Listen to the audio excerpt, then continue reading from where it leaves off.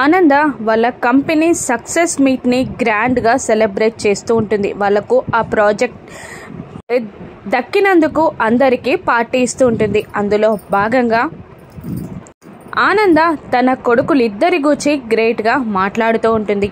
ఈ పొజిషన్ని నేను ఎన్నడో కలగన్నాను, కానీ నా కొడుకులిద్దరూ ఈరోజు ఆ పొజిషన్ మాకు వచ్చేలా కష్టపడి పనిచేసి మాకు దాన్ని దక్కేలా చేశారు అని అంటూ ఉండగా అందరూ క్లాప్స్ కొడుతూ ఉంటారు. ఆ తర్వాత రోహిత్ మైక్ అందుకొని, ఈ ప్రాజెక్ట్ వచ్చింది నిజంగా మా తమ్ముడి వల్లే. 70% కష్టం మా తమ్ముడే పడ్డాడు, చాలా కష్టపడ్డాడు ఈ ప్రాజెక్ట్ కోసం అని రోహిత్ దర్శన్ గురించి చెప్తూ ఉండగా లీలా తన భర్తతో, రోహిత్ కూడా ఈ ప్రాజెక్ట్ కోసం చాలా కష్టపడ్డాడు కదండి, రోహిత్ కష్టం కూడా చెప్తే బాగుండేదేమో అంటూ ఉండగా, అవును దర్శన్ చెప్తాడేమోలే అని అంటూ తేలికగా మాట్లాడుతూ ఉంటాడు. ఆ తర్వాత దర్శన్ మైక్ అందుకొని, ఈ ప్రాజెక్ట్ రావడానికి కారణం మరొకరున్నారు, వారు ఎవరో కాదు మా కుటుంబ సభ్యులే అనగానే అందరూ ఆశ్చర్యంగా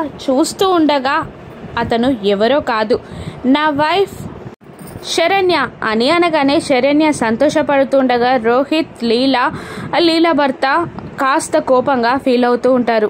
దర్శన్ మాటలకి రోహిత్ సైలెంట్ అయిపోయి అలా చూస్తూ ఉండిపోతాడు.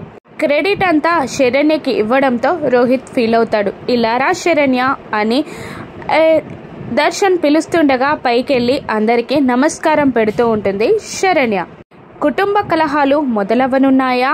ఆనంద అందరినీ ఎలా ఒప్పిస్తుందో రాను ఎపిసోడ్స్లో చూద్దాం. Thank you.